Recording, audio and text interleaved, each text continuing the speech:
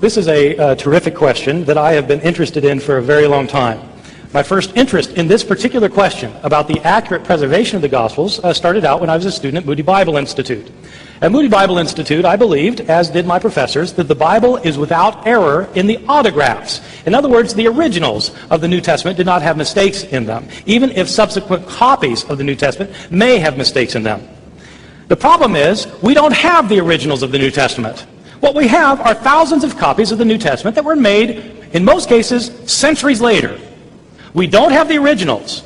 We have copies made centuries later. These copies that were made centuries later contain numerous mistakes, thousands of mistakes, tens of thousands of mistakes, hundreds of thousands of mistakes.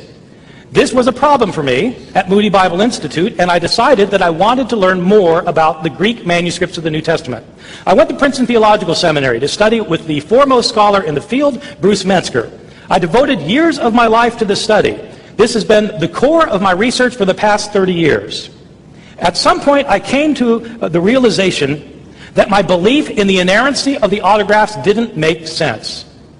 If God inspired the Bible without error, why hadn't he preserved the Bible without error? I couldn't think of a good answer then, and I still can't think of a good answer now, even though I think I've heard every answer ever proposed. I couldn't any longer believe that God had inspired the originals because I was sure he had not preserved the original.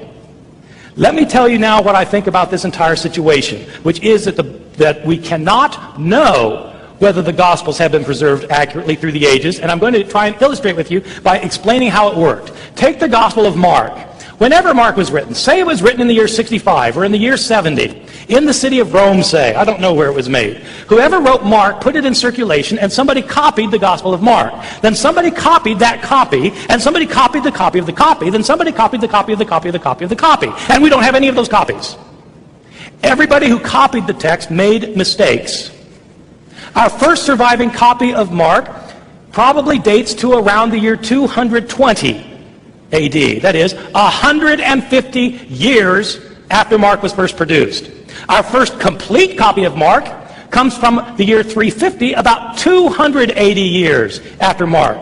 We have lots of copies from later times. From thousands of years, 1,000 years after Mark, we get lots of copies. When you compare all of these copies with one another, they all differ from one another. And what is striking is that the earlier you go to look at the manuscripts, the more differences you find. The earliest copies have the most mistakes. What would happen if we found copies that were still earlier? The only evidence we have is the evidence that survives, which suggests that in the early periods of copying, there was the most mistakes made. How many were made the first month, or the first year, or the first decade? How many mistakes were made in the copy of the copy of the copy, which served as the copy of all the copies that we now have? We have no way of knowing. If Craig thinks that we have a way of knowing how the gospel was changed in its first 100 years, I want to know what the answer is, because I've worked on this problem for 30 years, and I don't know of a way to know, and I've never seen a good explanation. You can't argue that we have lots and lots of copies of Mark, and therefore we know what was originally in Mark. These lots and lots of copies are from many centuries after Mark was written. How could we know that these copies stem from a correct copy instead of an errant copy? Our earliest ones are all highly errant. Sometimes you will hear Christian apologists say that the New Testament is the best attested book from antiquity, and therefore you can trust it. It's true it's the best attested book from antiquity, but the attestation is all from 1,000 years later. It doesn't make sense to say that you can trust it because it's well attested. If the New Testament was well attested, then you could say what the New Testament originally said. Whether you should trust it or not is another question. But the reality is we have lots of late manuscripts of Mark and of every other book of the New Testament. We don't have early ones, and the earliest ones we have are filled with mistakes. That we don't have the originals. We have only copies, that thousands of copies have thousands and 10,000s of mistakes. When he calls that the view of skeptics, it's true, that is the view of skeptics, and it's the view of non-skeptics. It's the view of every scholar who works in this field, including Craig.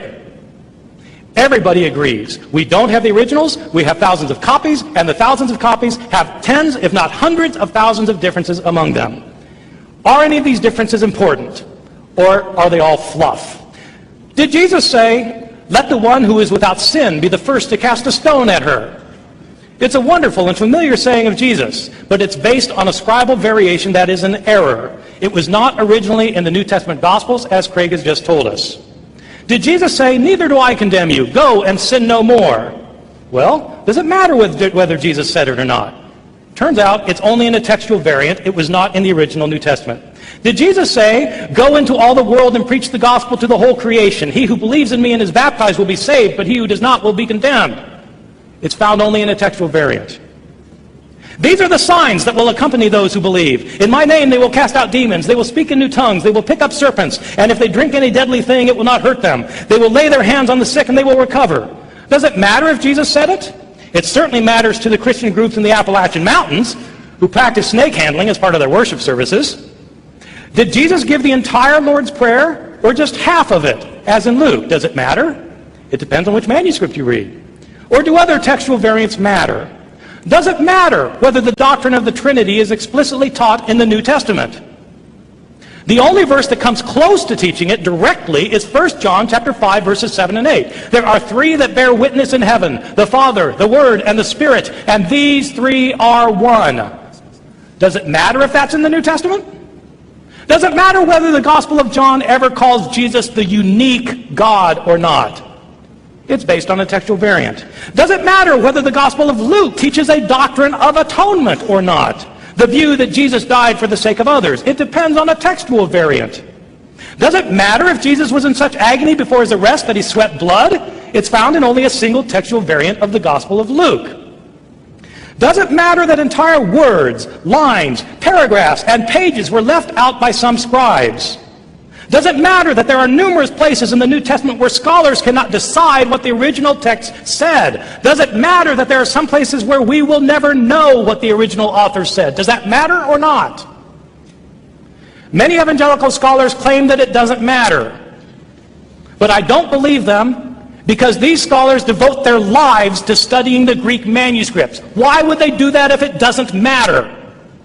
Major evangelical seminaries raise hundreds of thousands of dollars for manuscript projects to study these manuscripts. Why would they do that if it doesn't matter?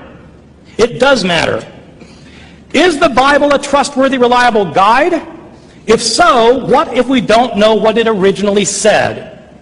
For some people, these facts don't matter. And if you're one of them, well and good. But if you're someone for whom this does matter, then I would urge you to start reading and start thinking about the Gospels of the New Testament as critical scholars have described them.